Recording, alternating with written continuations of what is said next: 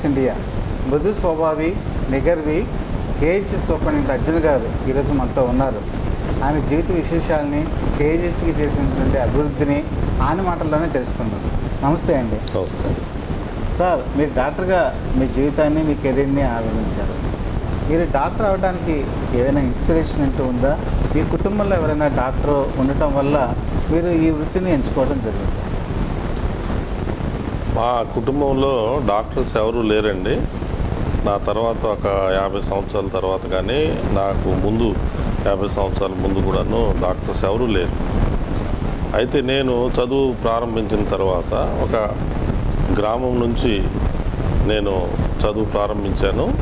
ఈ ప్రారంభంలో నాకు 8వ తరగతి చదువుతున్నప్పుడు టైఫాయిడ్ అనే ఫీవర్ రావటం వలన ఆ ఫీవర్తో నేను బాధపడుతూ మా ఊర్లో ఉన్న ప్రాథమిక ఆరోగ్య కేంద్రానికి మా అమ్మగారి సహాయంతో వెళుతూ ఉండేవాడిని.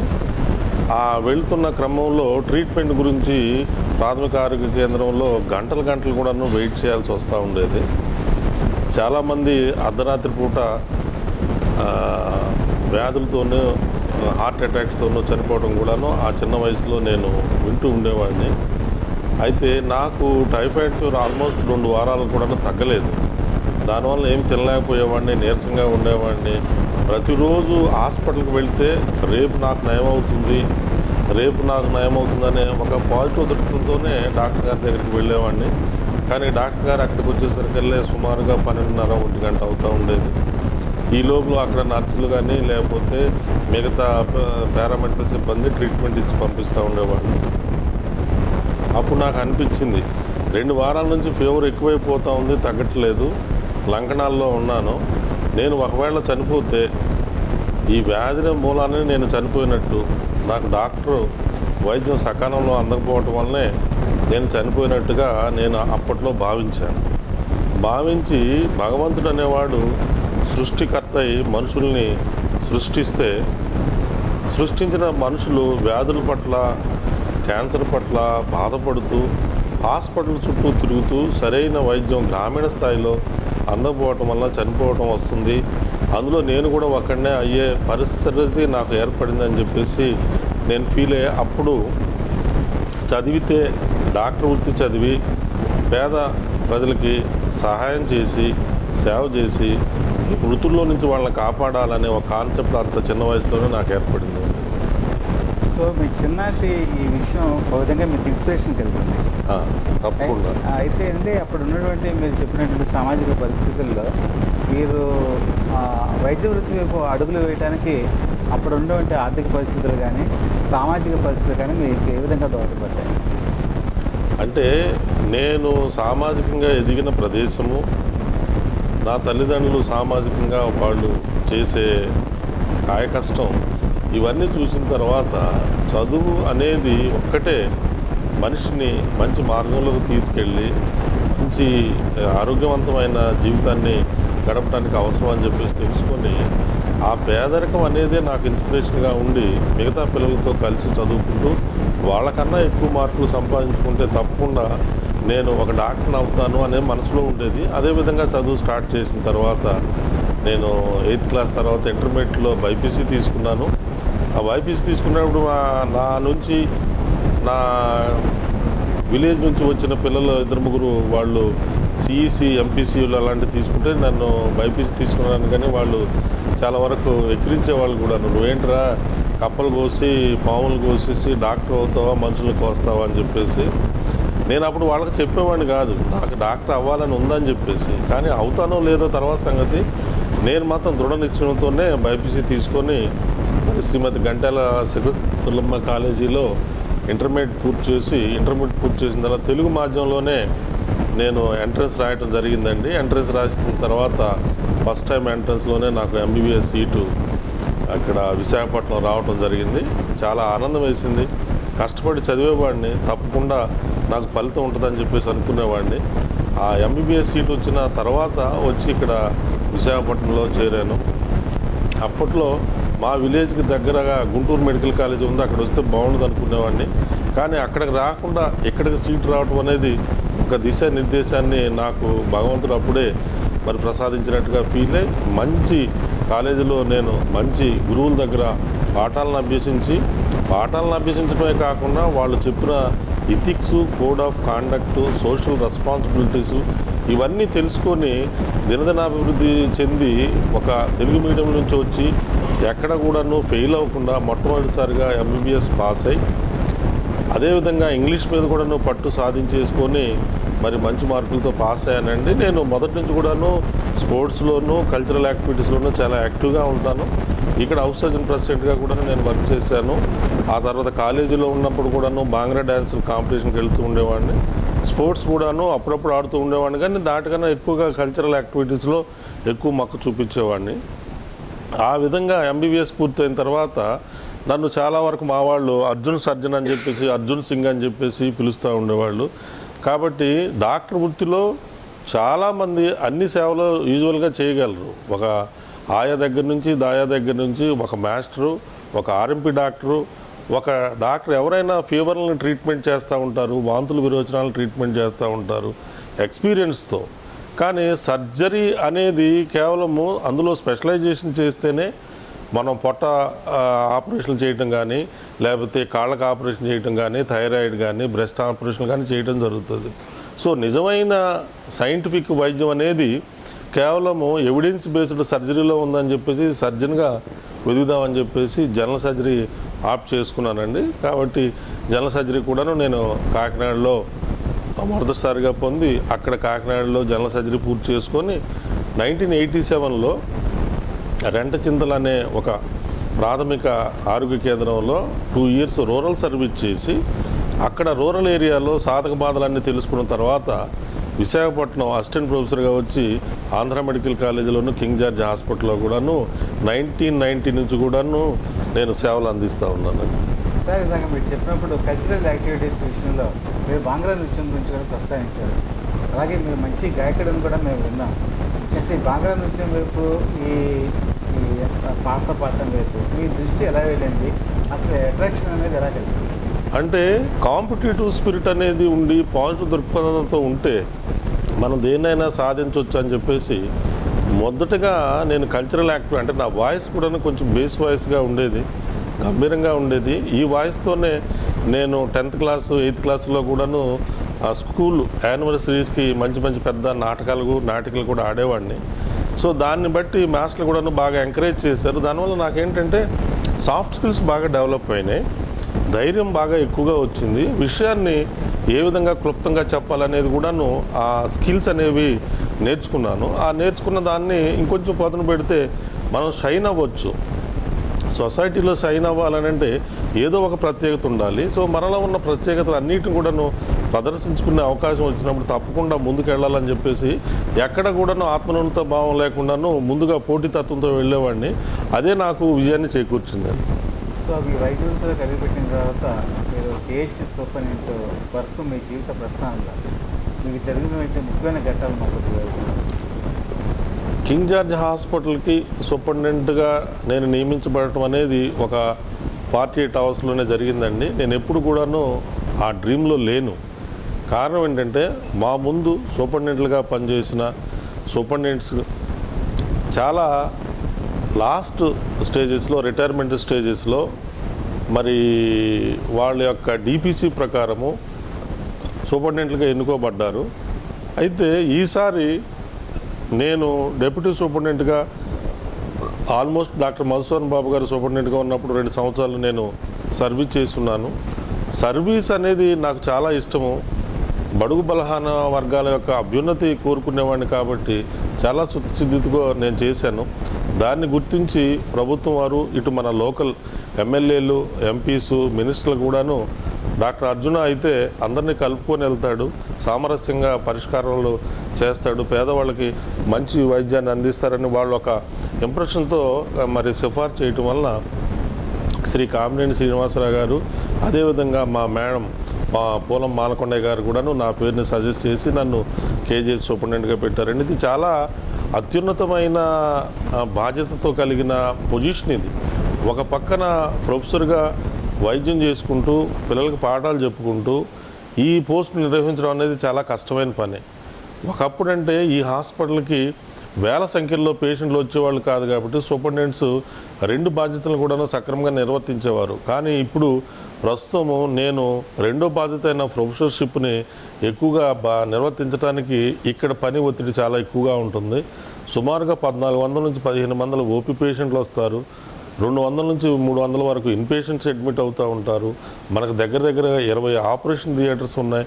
ఎక్కడ ఏ ప్రాబ్లమ్స్ ఉన్నా ఇంత పెద్ద డిపార్ట్మెంట్ని అభివృద్ధి చేస్తూ సంక్షేమాన్ని కూడా ముందుకు తీసుకెళ్ళడం ఒక సవాల్గా ఉంది. అయినా కూడా నాతో కలిసి పనిచేసే నా తోటి డాక్టర్స్ అయిన సిఎస్ఆర్ఎంఓ గారు, శాస్త్రి గారు, అదేవిధంగా బంగారయ్య గారు మరియు మిగతా సిబ్బంది అందరూ కూడా, ఇక్కడ ఆఫీస్ సిబ్బంది కూడాను నాకు చాలా చేదోడు ఓదోడుగా ఉండి ఎక్కువ స్ట్రెస్ లేకుండా మరి చేయటం వలన దాదాపుగా నేను 11 మంత్స్ సూపరింటెండెంట్గా పనిచేయగలుగుతున్నాను.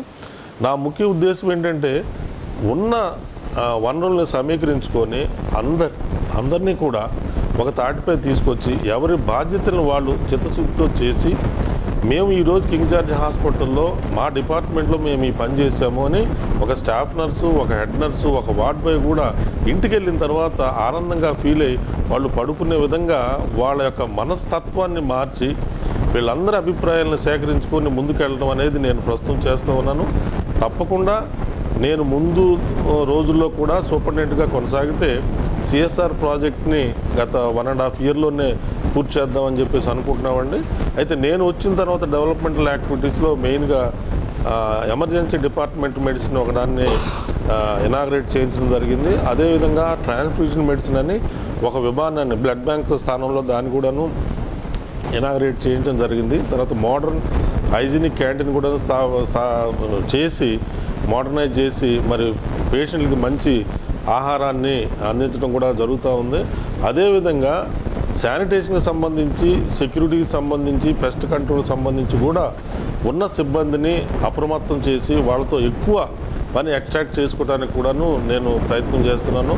తప్పకుండా ఒకప్పుడు కింగ్ జార్జ్ హాస్పిటల్కి వచ్చిన అటెండెంట్స్ కానీ ప్రేక్షకులు కానీ ఎవరైనా వాసన వస్తుంది అని ముక్కు మీద ఏలేసుకొని వెళ్ళే వాళ్ళు ఈ రోజున కింగ్ జార్జ్ హాస్పిటల్ ఒక హెరిటేజ్ హాస్పిటల్గా, ఒక ప్రదర్శన హాస్పిటల్గా వచ్చి చూసి హాస్పిటల్ చాలా బాగుందండి, ఒకప్పుడులాగా ఇక్కడ వాసన రావట్లేదు, వార్డులన్నీ నీట్గా ఉన్నాయి, మంచి చక్కటి గ్రీనరీని కూడాను మీరు డెవలప్ చేస్తూ ఉన్నారు, చాలా బాగా చేస్తున్నారని వాళ్ళు చెప్తూ ఉంటే నాకు ఇంకా ఉత్సాహం ఏర్పడి ఇంకా దీన్ని బాగా డెవలప్ చేయాలి.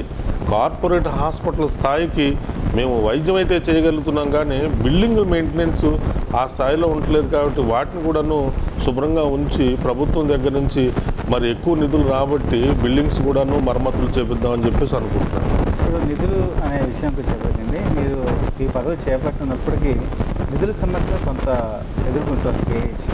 ఒక విధంగా చెప్పాలంటే కేహెచ్ సూపరింటెండెంట్ పదవి పూలపాలు పెట్టే కాదు, చాలా కష్టాలు నష్టాలు అన్నీ కూడా ఎదురుది వెళ్ళవలసిన పరిస్థితి.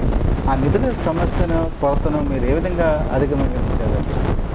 నిధులు సమస్య అంటే అవసరానికి సరిపడా నిధులు ఈచ్ క్వార్టర్లో మమ్మల్ని అడిగే ఎంతంత ఏ కేటగిరీకి ఎంతెంత కావాలని చెప్పేసి ప్రభుత్వం వారు మమ్మల్ని అడిగే మా దగ్గర నుంచి వాళ్ళు ఎస్టిమేట్స్ తీసుకుంటున్నారండి. అయితే మాకు 90% ప్రాబ్లము డ్రగ్స్ పర్చేజ్లో వస్తుంది. కాబట్టి ఆ డ్రగ్స్ అనేవి సిడిఎస్ నుంచి, సెంట్రల్ డ్రగ్స్ సోర్స్ నుంచి ఏపీఎంఐడిసి ద్వారా కొనుగోలు చేసి ప్రభుత్వం మాకు నేరుగా ఇస్తూ ఉంది. ఎప్పుడన్నా వ్యాధులు ఎక్కువగా ఉండి మాకు అలాట్ చేసిన డ్రగ్స్ అనేవి సరిపోనప్పుడే మాకు కొంచెం టెంపరీగా కొరత ఏర్పడుతుంది. ఆ కొరతని మేము మళ్ళీ గవర్నమెంట్కి రాసి పూడ్చుకోవడం జరుగుతుంది. ఇక మెయింటెనెన్స్ గ్రాంట్స్ అంటే తప్పకుండా మాకు సరిపోయినంత వరకు ఇస్తూ ఉన్నారు. అయితే మాకు ప్రభుత్వం నుంచి డైరెక్ట్గా నిధులు రాకపోయినా ఈ మధ్యకాలంలో ఈ ఎన్టీఆర్ ఆరోగ్య ట్రస్ట్ అనే ఒక ట్రస్ట్ ద్వారా మేము దగ్గరగా సంవత్సరానికి ఒక 4-5 కోట్ల రూపాయలు నిధులు సమకూర్చుకుంటున్నామండి. ఆ నిధుల్లో నుంచి హెచ్డిఎస్ పర్మిషన్ తీసుకొని, కలెక్టర్ గారి పర్మిషన్ తీసుకొని మేము నిధులు ఖర్చు పెట్టుకోవడానికి మాకు అవకాశం ఉంది. అయితే నిధుల కొరత వలన మాకు డెవలప్మెంట్ ఆగిపోవడం అనేది ప్రస్తుత కాలంలో జరగట్లేదు. ఇప్పుడు కార్డియాలజీ యూనిట్కి వస్తే మీరు అన్నట్టుగా హెచ్ఓడి డాక్టర్ రమణరావు గారు అనే డాక్టర్ గారు పదవి విరమణ డిసెంబర్లో చేశారండి. డిసెంబర్లో ఆయన పదవి విరమణ చేసిన తర్వాత కొంత వ్యాక్యూమ్ ఏర్పడింది, కరెక్టే. అయితే ఇప్పుడు రీసెంట్గా జనరల్ ట్రాన్స్ఫర్స్ వచ్చిన తర్వాత మాకు ఇక్కడ ఒక అసోసియేట్ ప్రొఫెసర్ని ప్రభుత్వం వారు నియమించారు. అదేవిధంగా డాక్టర్ చలంగార్ అనే ఒక కార్డియాలజిస్ట్ని కూడాను మరి డెప్యుటేషన్ మీద మాకు ఏర్పాటు చేయడం జరిగిందండి. సో ప్రస్తుతము ఒక డాక్టర్ గారు లాంగ్ లీవ్లో ఉన్నారు, అసిస్టెంట్ ప్రొఫెసర్ రవికుమార్ అని, ఇంకో డాక్టర్ హేమమాలిని గారని, తర్వాత మిగతా పీజీలు కూడాను సమర్థంగానే మాకు సేవలు అందిస్తూ ఉన్నారు. ప్రస్తుతం మాత్రం వ్యాక్యూమ్ లేదు. అదేవిధంగా మీరు చెప్పినట్టుగా కార్డియాలజీ బ్లాక్ అనేది నార్త్ కోస్టల్ ఫౌండేషన్ వారు గత 30 years బ్యాక్న ఆ బిల్డింగ్ని కన్స్ట్రక్ట్ చేయడం జరిగింది. అయితే బిల్డింగ్ అక్కడక్కడ మరమ్మతులకు గురవుతూ ఉంది. సో ఆ సందర్భంగా మేము సిఎస్ఆర్ ప్రాజెక్టు వాళ్ళని కన్సల్ట్ చేసినప్పుడు ఈ టాటా సర్వీసెస్ అనేవాళ్ళు మాకు ముందుకు వచ్చేసి కార్డియోథొరాసిక్ యూనిట్ని, కార్డియాలజీ యూనిట్ని కూడాను, బిల్డింగ్ని ప్లస్ కావాల్సిన ఇన్ఫ్రాస్ట్రక్చర్ కూడాను దగ్గరగా ఒక 13 నుంచి 17 కోట్ల వరకు కూడాను మేము వెచ్చిస్తామని వారు ముందుకొచ్చారు. వారి ప్రతిపాదనలు కూడాను గవర్నమెంట్ స్థాయిలో ఉంది. ప్రస్తుతము గవర్నమెంట్ వారు ప్రతిపాదన పరిశీలించిన తర్వాత ఆ డిపార్ట్మెంట్ని ఫేస్ లిఫ్ట్ చేయటము, మరమ్మతులు చేయటము, దానికి కావాల్సిన హై అండ్ ఎక్విప్మెంట్స్, ముఖ్యంగా తరచుగా 10 సంవత్సరాలు అయిందండి మాకు క్యాత్ ల్యాబ్ ఉంది ఇక్కడ. ఈ క్యాత్ ల్యాబ్ 10 సంవత్సరాలు దాటిపోయింది కాబట్టి అప్పుడప్పుడు మరమ్మతులు గురవుతుంది. సో దాన్ని కూడా మార్చే ప్రక్రియ చేద్దామని చెప్పేసి అనుకుంటున్నాం. తప్పకుండా ముందు రోజుల్లో కార్డియాలజీ, కార్డియోథొరాసిక్ డిపార్ట్మెంటు చాలా మంచి ఫేస్ లిఫ్ట్ వస్తుంది. అరుదైన శస్త్రచికిత్సలు కేహెచ్లోనే ఎక్కువగా జరిగాయి. అంటే ఒక విధంగా చెప్పాలంటే కార్పొరేట్ హాస్పిటల్స్లో ఈ శస్త్రచికిత్స చేస్తే మనకు ఏదైనా ఇబ్బంది ఎదురవుతుందని భయపడిన సందర్భాల్లో కూడా మీరు చొరవ చూపించి అటువంటి వాటిని టేకప్ చేయడం జరిగింది.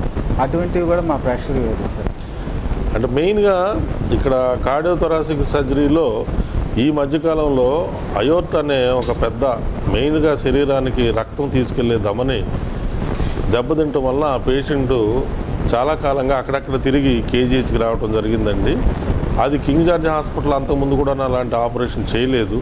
సో దాన్ని ఛాలెంజ్గా తీసుకొని మేము ఎన్టీఆర్ ఆరోగ్య సేవ ట్రస్ట్లో దాన్ని ఏర్పాటు చేసి ఆ ఆపరేషన్ని దిగ్విజయంగా చేసి పేషెంట్ని మరి 2 వారాల్లోనే పంపడం జరిగింది. అయితే కార్పొరేట్ హాస్పిటల్స్ అనేవి పేద బడుగు బలహీన వర్గాల వారికి కొంతవరకే సర్వీస్ చేయగలరు. వ్యాధులు అనేవి సర్వత్రం అందరికీ వస్తూ ఉంటాయి. డబ్బున్న వాళ్ళే కార్పొరేట్లో చేయించుకోగలరు. డబ్బు లేని వాళ్ళు అందరూ కూడా మా దగ్గరికి వస్తే మేము ఎలాంటి రిస్క్నైనా భరించి తప్పకుండా వాళ్ళకి వైద్యాన్ని అందించాలి, ఆపరేషన్ చేయాలని చెప్పేసి పెట్టుకొని చేస్తున్నామండి. సో తప్పకుండా కార్పొరేట్లో కన్నా నెంబర్ ఆఫ్ కేసెస్ మేము ఇక్కడే చేస్తాం, నెంబర్ ఆఫ్ డెలివరీస్ ఇక్కడే ఎక్కువగా ఉంటాయి, ఆల్ టైప్స్ ఆఫ్ ఆపరేషన్స్ ఇక్కడే ఉంటాయి. కాబట్టి కార్పొరేట్ హాస్పిటల్కి మాకు అసలు సేవా దృక్పథం చూస్తే ఎలాంటి సంబంధం లేదు. ఎందుకంటే ఇక్కడ ప్రతి పేషెంట్ కూడాను విఐపి పేషెంట్గా ట్రీట్ చేసి మేము అందరికీ సమానం వైద్యం ఇస్తాం. కానీ కార్పొరేట్ స్థాయిలో అలాంటి వైద్యం అనేది జరగడం చాలా కష్టంగా ఉంటుంది. ఆధునీకరణ అంటే ఈరోజు టెక్నాలజీ విపరీతంగా మారిపోతుంది. అలాగే కేహెచ్లో రకరకాల ఎక్విప్మెంట్స్ కూడా ఈరోజు అధునాతనమైనటువంటి టెక్నాలజీతో మీరు తీసుకురావడం, అది పేషెంట్కి అందుబాటులో కూడా రావడం జరిగింది. వాటి గురించి కూడా కొద్దిగా వివరిస్తారు. ఈ టెక్నాలజీ అడ్వాన్స్మెంట్ తప్పకుండా మన గవర్నమెంట్ ఆఫ్ ఆంధ్రప్రదేశ్ సవాలుగా తీసుకొని మాకు అందించడం జరుగుతుందండి. మెయిన్గా ఈ మధ్యకాలంలో మనం super speciality operations, super speciality బ్లాక్ని బాగా డెవలప్ చేశాం. 8 యూనిట్లకు సంబంధించిన ఆల్ సూపర్ స్పెషాలిటీస్ని కూడా మరి కొండ మీద సూపర్ స్పెషాలిటీ బ్లాక్లో ఏర్పాటు చేసుకోవడం జరిగింది. దానిలో ముఖ్యంగా న్యూరో సర్జరీకి సంబంధించినంత వరకు సియామ్తోని, మైక్రోస్కోప్తోనే మనం ఎలాంటి ట్యూమర్స్ అయినా, ఎక్కడ ఉన్న ట్యూమర్స్ అయినా కూడాను మనం ఛేదించి ఆపరేషన్ సక్సెస్ఫుల్గా చేస్తున్నాము. న్యూరో నావిగేషన్ అని చెప్పేసి కొత్త పరికరానికి కూడాను మనం ఇండియన్ తీసుకోవడం జరిగింది. అదేవిధంగా గ్యాస్ట్రోఎంట్రాలజీకి సంబంధించినంత వరకు, ఉదరకోశ వ్యాధులకు సంబంధించినంత వరకు మన దగ్గర అన్ని వరల్డ్ క్లాస్ స్టాండర్డ్ ఇన్ఫ్రాస్ట్రక్చర్ ఉందండి.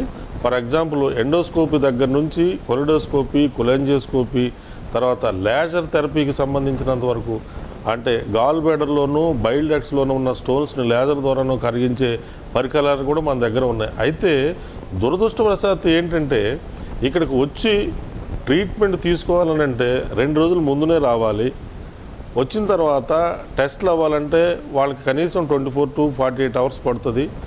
ఆ తర్వాత లిస్ట్ మాకు ఇక్కడ చాలా ఎక్కువగా ఉంటుంది. ఒక రో ఆఫ్ లిస్ట్ ఉంటుంది. 1 నెలకు ముందే లిస్ట్ అంతా కూడాను రెడీగా ఉంటుంది ఆపరేషన్కి. సో దానివల్ల డిలే అనేది కొంచెం జరుగుతూ ఉంటుంది కాబట్టి పేషెంట్స్ అనేవాళ్ళు ఇక్కడికి వెళ్తే చాలా టైం పడుతుంది. చాలా టైం అనే దానికి అసలు అర్థం లేదు. వారం రోజుల్లో ఒక మేజర్ ఆపరేషన్ చేయడం అనేది చాలా తక్కువ టైమే. ఈవెన్ కార్పొరేట్ హాస్పిటల్స్కి వెళ్ళా కూడా వాళ్ళకి కావాల్సిన మెటీరియల్ సప్లై చేసుకొని ఇన్వెస్టిగేషన్ చేసి బ్లడ్స్ అన్ని చూసుకొని చేయాలంటే మినిమం 4-5 రోజులు లాగా పడుతుంది. కాబట్టి కేజీహెచ్కి వెళ్తే ఒక డిపార్ట్మెంట్ నుంచి ఇంకొక డిపార్ట్మెంట్కి తిరగడం చాలా కష్టం అనే ఒక వదంతు తప్ప ఇక్కడికి వచ్చిన తర్వాత ప్రతి పేషెంట్ కూడా అడ్మిట్ అయిన తర్వాత మా నర్సెస్ కానీ డాక్టర్స్ కానీ చేసే సేవలు, సర్జన్స్ సర్జరీ చేసే ఇవన్నిటి కూడాను చాలా సాటిస్ఫై వెళుతున్నప్పుడు చాలా మంచి పని చేసాం మనం ఇక్కడికి రావడం. అదే ప్రైవేట్కి వెళ్తే మన కార్డులో డబ్బులు ఒకవేళ అయిపోయినా ఏదైనా కాంప్లికేషన్ వస్తే మళ్ళీ కేజీహెచ్కి పొమ్మని చెప్పేసి పంపించే హాస్పిటల్ చాలా ఉన్నాయని చెప్పేసి చాలామంది పేషెంట్ నా దగ్గరికి. అదేవిధంగా మన ప్రజాప్రతినిధులు కూడా డాక్టర్ గారు ఫలానా వ్యక్తి ఫలానా కార్పొరేట్ హాస్పిటల్లో వైద్యం చేయించుకున్నాడు, వాళ్ళకి ఆ వైద్యానికి సంబంధించిన మనీ అంతా ఖర్చు అయిపోయింది, వారికి కాంప్లికేషన్ వచ్చింది, ఇప్పుడు వాళ్ళు అక్కడ ట్రీట్మెంట్ ఏమని అంటున్నారు, తప్పకుండా మరి మీ దగ్గర పంపిస్తున్నాం చూడండి అంటే అలాంటి వాళ్ళని కూడా మేము తీసుకొని ఫ్రీగా వైద్యం చేస్తూ ఉన్నాము. కాబట్టి కింగ్ జార్జ్ హాస్పిటల్లో స్పెషలిస్టుల కొరత అనేది లేదు. సూపర్ స్పెషలిస్టులు ఒక అరగంటలో నేను ఒక 10 మంది సూపర్ స్పెషలిస్ట్ని ఒక పేషెంట్ దగ్గరికి రప్పించి వైద్యం చేయించగలను. కానీ అదే ప్రైవేట్ సెక్టర్లో ఒక 10 మంది సూపర్ స్పెషలిస్ట్ రావాలంటే చాలా కష్టం. మీరు చెప్పింది 100% కరెక్ట్ అండి. ఎందుకంటే కేహెచ్లో సూపర్ స్పెషలిస్ట్ అయితే చాలా మంది ఉన్నారు, వైద్యుల కొరత అయితే ఎటు పరిస్థితుల్లో లేదు. అయితే ప్రజలు ఏమనుకుంటే విధానం ఏంటంటే ఈ ప్రైవేట్ ప్రాక్టీస్ విధానం, ఈ ప్రైవేట్ ప్రాక్టీస్ వల్ల కొంత కేహెచ్లో మనం చూడరేమో ఒక చిన్న మనసులో ఆలోచన ఒకటి కలుగుతుంది. దాన్ని మీరు ఏ విధంగా ఇచ్చేస్తారు? ఇది అంటే గత కొంతకాలం నుంచి చాలామంది మనసులో ఉన్నదండి. హాఫ్ లేట్గా బయోమెట్రిక్ సిస్టమ్ పెట్టడం మామూలులో కూడాను ఒకప్పుడు కన్నా ఇప్పుడు డాక్టర్స్ శాలరీస్ కూడాను బాగానే పెంచారు. వచ్చిన జనరేషన్ కూడాను నిజంగా హాస్పిటల్లో సర్వీస్ చేసి ఇక్కడ టెక్నిక్స్ అన్నీ నేర్చుకొని ఇక్కడ మనం ఎక్కువ సేవ చేస్తేనే బయట మనకు గుర్తింపు వస్తుంది అనే ఆలోచన ద్వారా ఉన్న డాక్టర్లు కూడాను ప్రస్తుతం చాలామంది ఉన్నారు. కాబట్టి ఇక్కడ పని చూసుకొని ఇక్కడ నేర్చుకొని ఇక్కడ ఎక్స్పీరియన్స్ తీసుకున్న వాళ్ళే కొంతవరకు ఈవినింగ్ అవర్స్లోనూ లేకపోతే ఎర్లీ మార్నింగ్ అవర్స్లోనూ సర్జరీలు చేస్తున్నారు. ఎందుకంటే government of Andhra Pradesh government service చేస్తున్న డాక్టర్లు అందరికీ కూడాను ప్రైవేట్ ప్రాక్టీస్ చేసుకునే వెసులుబాటు క్రియేట్ చేసింది. ఎక్కడ ఏం చేసినా కూడాను డాక్టర్స్ అనేవాళ్ళు పేషెంట్ సేవలోనే తరిస్తున్నారు. అయితే గవర్నమెంట్ హాస్పిటల్లో ఎక్కువసేపు పని చేయకుండా బయటికి వెళ్ళి ప్రైవేట్ నర్సింగ్ హోమ్లో పనిచేస్తున్నారు అనేది వదంతు ఉన్నది. కానీ అది వాస్తవంగా కొంతమేర ఎక్కువగా చెప్పుకుంటున్నారు. దానికి కారణం మరి ఎన్నో కారణాలు ఉండుంటాయి. బయట డాక్టర్స్ ఆ విధంగా ప్రచారం చేయొచ్చు, లేదంటే కావాలని కొంతమంది పనిగట్టుకొని డాక్టర్స్ 2 చేతులతో సంపాదిస్తున్నారు అని చెప్పేసి ఒక ఈర్ష్యాభావంతో కూడాను ఇలాంటి ప్రచారం చేయొచ్చు. కానీ ఏది ఏమైనా ఈ కొత్త గవర్నమెంట్ వచ్చిన తర్వాత అలాంటిది లేకుండా బయోమెట్రీని మేము ఎప్పటికప్పుడు చూస్తున్నాం. 3 లేట్లు అయితే ఒక సీఎల్ని తప్పకుండా కట్ చేస్తున్నాం. సంవత్సరాంతంలో మరి ప్రిన్సిపల్ గారికి కూడాను మేము వాళ్ళ అటెండెన్స్ పంపించి వాళ్ళకున్న ఎరన్ లీవ్లు కూడాను క్యాన్సిల్ చేయడం జరుగుతూ ఉందండి. తప్పకుండా ఆ యొక్క అపోహ నుంచి బయటపడేలాగా మా డాక్టర్లు కూడా ప్రయత్నం చేస్తారని చెప్పేసి మీ ద్వారా వాళ్ళకి తెలియజేస్తూ ఉన్నాను. ఇప్పుడు కేహెచ్కి వచ్చే పేద పేషెంట్లు కానీ లేకపోతే ఎవరైనా సరే వైద్యంతో పాటు ఒక మానసికమైనటువంటి సంతృప్తి చాలా అవసరం. అంటే వాళ్ళు చాలా బాధల్లో ఉంటారు. కొంతవరకు ఆ డాక్టర్ దగ్గర నుంచి వాళ్ళు ఏం కోరుకుంటారంటే ఒక ధైర్యాన్ని. ఉత్తరాంధ్ర జిల్లాలకు ఒక సంజీవని కింద కేహెచ్ నిలిచింది. మీరు చెప్పినట్టు ఇప్పుడు ఏంటంటే ఇన్ఫ్రాస్ట్రక్చర్ ఫెసిలిటీ అనేది ఒకటి డెవలప్ అవ్వాలి. ఎందుకంటే పేషెంట్లు పెరుగుతున్నారు, బిల్డింగ్ సమస్య అనేది బాగా పంపుతూ ఉంటుంది. అలాగే కార్డియాలజీ డిపార్ట్మెంట్కి వచ్చేవారికి కార్డియాలజీ డిపార్ట్మెంట్లో కూడా శస్త్రచికిత్స నిపుణులు కానీ వైద్య నిపుణులు కానీ తక్కువ ఒక చిన్న విమర్శ కూడా మీరు దాన్ని ఏ విధంగా భావిస్తారు? మానసిక ప్రశాంతతను కోరుకుంటారు. ఇది అలాంటి పరిస్థితుల్లో మీరు ఎటువంటి చర్యలు తీసుకుంటున్నారు? వైద్యంతో పాటు వాళ్ళకు ఒక మానసిక స్థైర్యం కానీ లేకపోతే ప్రశాంతత కానీ ఇలాంటి విషయాలు. ఈ ఆస్పెక్ట్కి వస్తే హోలిస్టిక్ ట్రీట్మెంట్ అనేది తప్పకుండా అవసరం అండి. మానసికమైన ప్రశాంతత, సాటిస్ఫాక్షన్ అనేది చాలా ఇంపార్టెంట్. అయితే నేను వచ్చిన తర్వాత మెయిన్గా మా స్టాఫ్ నర్సులందరూ కూడాను సెన్సిటైజ్ చేయడం జరిగింది.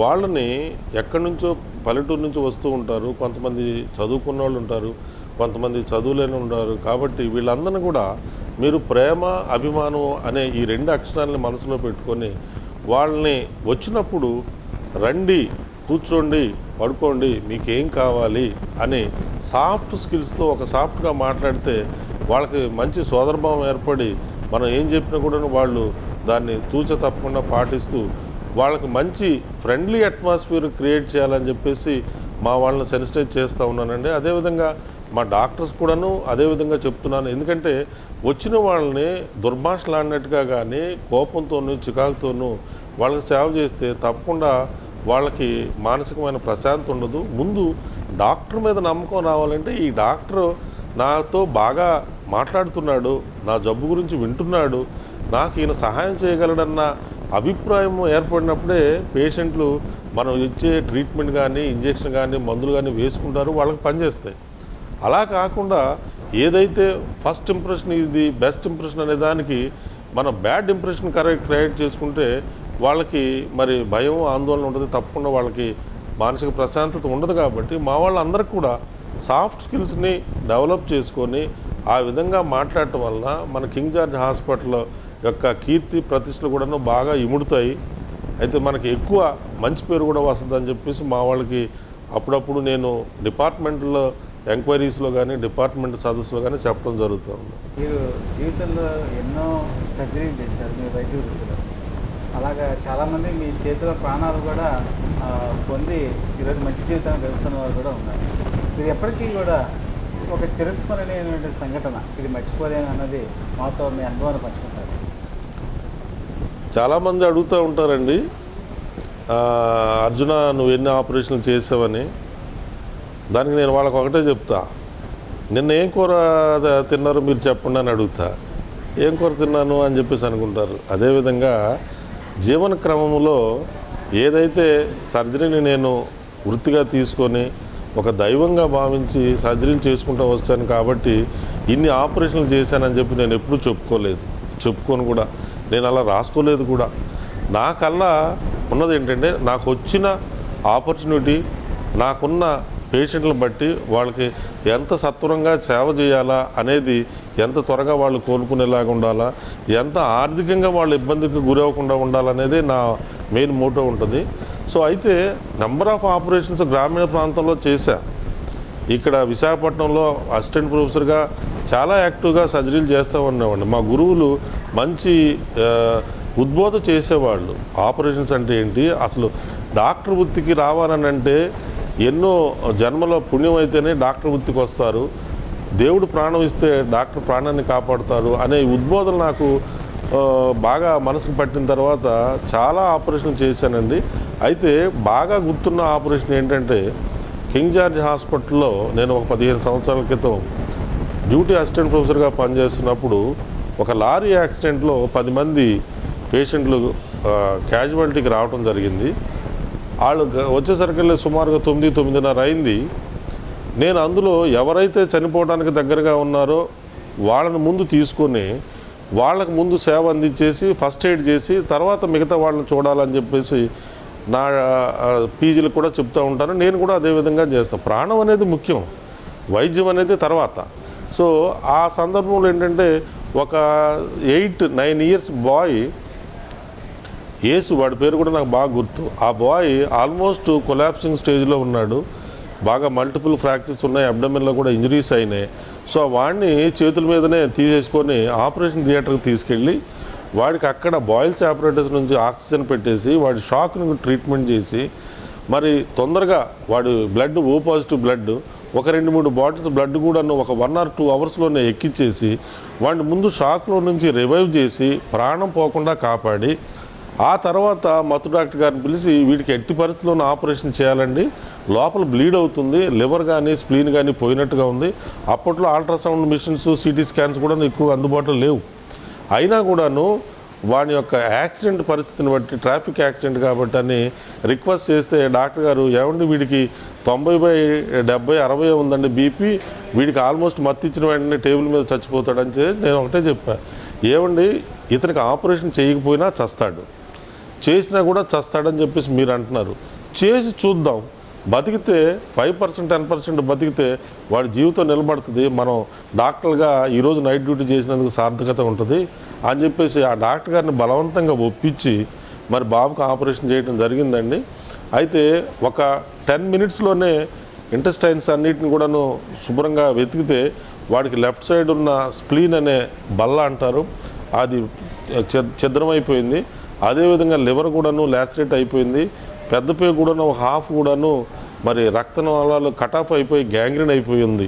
సో ఆ స్థితిలో ఒక 45 మినిట్స్లోనే ఏ భాగం అయితే కుళ్ళిపోయిందో, ఏ భాగం అయితే దెబ్బతిందో దాన్ని తీసేసి బ్లీడింగ్ని అరెస్ట్ చేశాను నేను. ఫర్దర్గా బ్లడ్ పొట్టలో వెళ్లకుండా బ్లీడింగ్ అరెస్ట్ చేసిన తర్వాత 1 గంట 2 గంటలకి పిల్లాడిని మరి మత్తులో నుంచి రికవరీ చేస్తే అప్పటికి వాడి బీపీ 100/70 వచ్చింది. సో బ్రతుకుతాడు అనే నమ్మకం మాకు ఏర్పడింది. ఆ తర్వాత వాడిని నైట్ 2 పీజీలను కూడా కూర్చోబెట్టి ఇంకా ఫర్దర్గా ప్యాక్డ్ సెల్స్ అని చెప్పేసి ఆర్బీసీని కూడా వాడికి ట్రాన్స్ఫ్యూజ్ చేసి ఆ కుర్రోడిని బతికించడం జరిగింది. అయితే ఆ కుర్రోడు టెంపరీగా ప్రాణంతో ఉన్నా కూడా ఫిజికల్గా ఏదో ఒక కాంప్లికేషన్తో చచ్చిపోతాడని మాత్రం నేను అనుకున్నాను. కానీ మిరకిల్ ఏంటంటే వాడు ఒక రోజున 25 ఇయర్స్ ఏజ్లో నేను హాస్పిటల్లో నడుచుకుంటూ వస్తూ ఉంటే వెనక నుంచి నా పేరు పిలుస్తున్న శబ్దం వినపడింది. అర్జున్ డాక్టర్ గారు, అర్జున్ డాక్టర్ గారు అంటే ఎవరు అని చెప్పేసి వెనక్కి తిరిగితే ఒక 20 సంవత్సరాల కుర్రాడు, ఒక 60 సంవత్సరాల తండ్రి పక్కన నడుచుకుంటూ వస్తున్నారు. 20 సంవత్సరాల కుర్రాడు భుజంలో ఒక పిల్లాడు ఉన్నాడు. ఈ ముగ్గురు కూడా వెనక నుంచి వస్తున్నారు.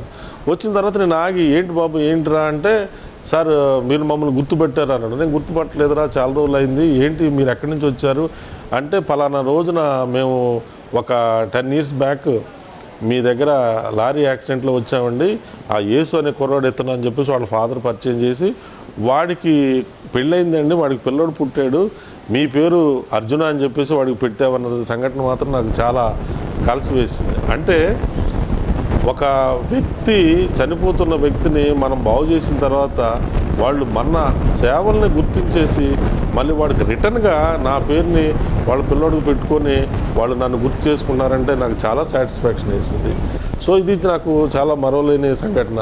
ఎవరు అడిగినా ఇదే సంఘటన చెప్తూ ఉంటాను. ఇది నిజంగా మర్చిపోయిన సంఘటన, అవును, చాలా అరుదుగా జరుగుతుంది. అరుదుగా. భవిష్యత్తులో కింగ్ జార్జిని మీరు మరింత అభివృద్ధి పరచాలని మేము మనస్ఫూర్తిగా కోరుకుంటూ మీ దగ్గర నుంచి సెలవు తీసుకుంటున్నాం. నమస్తే అండి. నమస్తే.